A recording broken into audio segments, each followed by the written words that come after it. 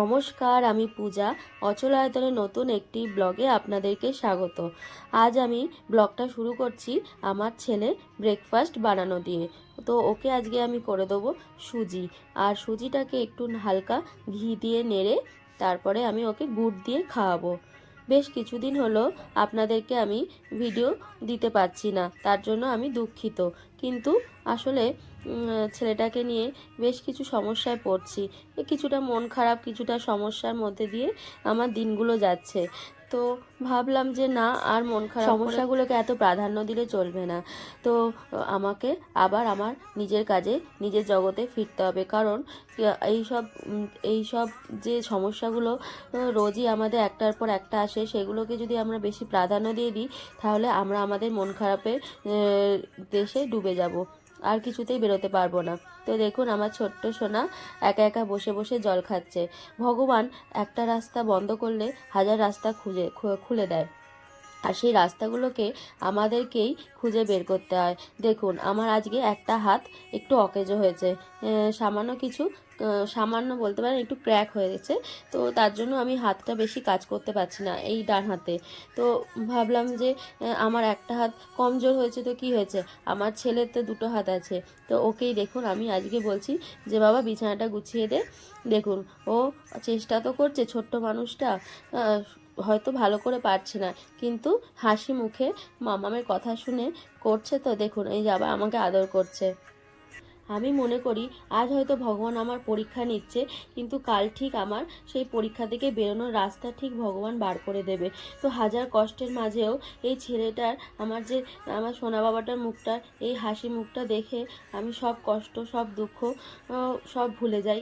যে ওর জন্য আমাকে ভালো থাকতে হবে, ওর জন্য আমাকে হাসি মুখে সব কিছু গ্রহণ করে সব কিছু থেকে বেরোতে হবে।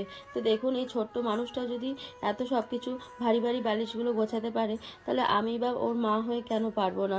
তো দেখুন, তারপরে আমি ওকে ঝাঁটাটা দিচ্ছি যে বাবা তুমি ঝাঁট দিয়ে দাও। এই ছোট ছোট কাজগুলো যদি ওকে দিয়ে করাই, আসলে ও রোজ তো আমাকে দেখে, ও আমাকে সাহায্যও করে। তো আজ ওকে আমি বললাম যে তুমি সবটা করো। বিছানা গোছানো কমপ্লিট। তারপরে আমি ওকে বললাম যে বাবা জল খেয়ে নাও। জলটা খাওয়া হয়ে গেল। সকালে উঠে আমি ওকে বলি একটু আগে বেশি জল খেয়ে নে। তারপরে এখানে এসে দেখি সুজিটা হয়ে গেছে। আমি আসলে ডান হাতে বেশি নাড়তে পারছি না, এতটাই ব্যথা হচ্ছিল। আর তারপরে আমি সুজিটা এনে আমি গুড়টা মেশাচ্ছি। অন্যবার আমি অল্প বাদাম গুঁড়োও দিই, বাদাম গুঁড়োটা আর শেষ হয়ে গেছে।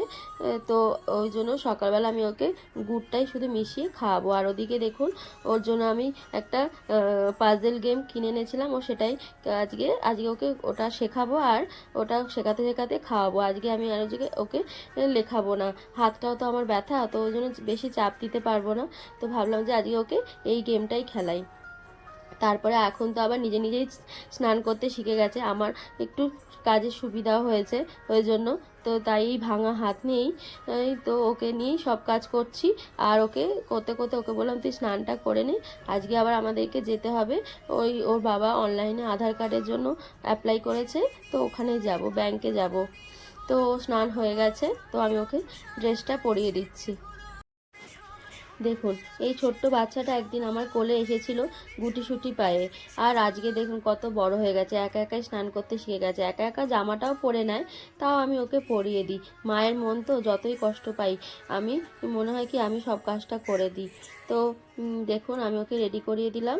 তারপরে এবার আমি আমার কিছু কাগজপত্র আছে যেগুলো দেখবে ওখানে ব্যাংকে, তো ওগুলো গুছিয়ে নেব, নিয়ে তারপরে বেরিয়ে যাব ব্যাংকে। সামনেই ব্যাংক, তো তবু টোটো করে যাব ওকে নিয়ে, কারণ রোদ উঠেছে বাইরে।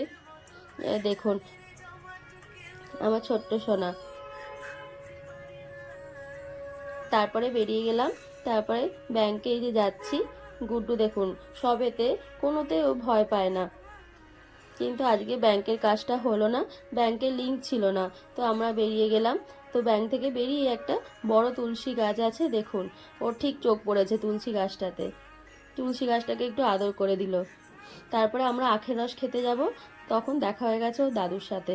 তো দাদুকে দেখেই এক ছুট্টে দাদুর কাছে চলে গেল। বাবার একবার গলা পেলে হয়েছে, ব্যাস যেখানে থাকবে সেখানেই পুরো লাফাতে শুরু করে দেয়। দাদু অন্তর প্রাণ, দাদুকে ছাড়া ও বাঁচবেই না হয়তো। আমার ছেলে এতটাই দাদুকে ভালোবাসে, দাদুকে একদিন না দেখতে পেলে ওর মন খারাপ হয়ে যায়। দাদুও সেম, নাতি অন্তর প্রাণ। তারপরে বাড়ি এসে ওনার আবদার ডিম ভাজা করে দিতে হবে, তাই কি করব, এই ব্যথা হাত নিয়েই আমাকে ডিম ভাজতে হলো। আর আজকে বেশি কিছু রান্না করতে পারিনি, শুধু একটু মুসুর ডাল ভাতে, আলু ভাতে আর ভাত। আজকে ঘি দিয়ে আমি আর ছেলে খেয়ে নেবো। আর অতনু তো দুধ কর্নফ্লেক্স খেয়ে গেছিলো, ওকে ওকে আর কিছু রান্না করে দিতে পারিনি। তো এই দেখুন ডিমটা ভাজছি, আর পেছনে কে দাঁড়িয়ে আছে জানেন? আমার এই দুষ্টু মহারাজটা টুল নিয়ে এসে মায়ের পিছনে দাঁড়িয়ে আছে। তো ভাবলাম যে না, ছেলেটা যখন ডিম ভাজা খেতে ভালোবাসে তো ওকে একটু করে দিই। ডিম ভাজতে তো আর বেশি সময় লাগে না।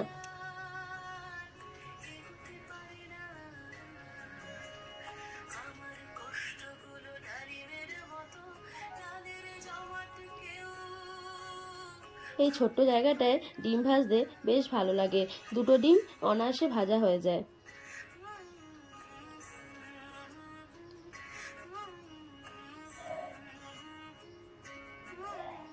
আমি এখানে ডিম ভাজছি, আর আমার দুষ্টুটা কত কথা।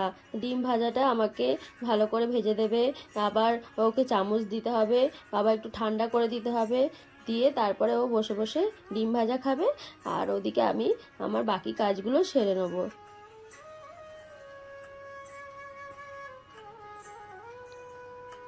তারপরে তো আমার এত হাতে ব্যথা করছিল, আর দুদিন ধরে মানে হাত আমি নাড়তেই পারিনি। তারপরে কোনো রকমে ডান হাত বাঁ হাত দুটো হাত ইউজ করে আমি সমস্ত কাজ সেরেছি। আর অতনু তো ছুটি পাইনি অফিস, যে ও থাকবে।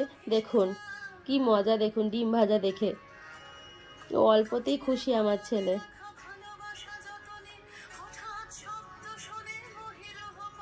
তারপরে আমি ওকে প্লেটে ডিম ভাজাটা দিচ্ছি, তারপরে উনি টুল থেকে নেমে আগে টুলটা আবার রাখতে গেল। তারপরে এই যে বিছানায় এসে আমি ওকে বললাম যে তুই ডিম ভাজাটা খা, আর আমি টিভি চালিয়ে দিচ্ছি। তারপরে এখানে ওর খাওয়া কমপ্লিট। আজকের ভিডিওটা এই পর্যন্তই। আপনারা ভালো থাকবেন, সুস্থ থাকবেন। দেখা হচ্ছে পরের একটি ব্লগে। আর আমাকে আর আমার ছেলেকে অনেক ভালোবাসা আর আশীর্বাদ দেবেন।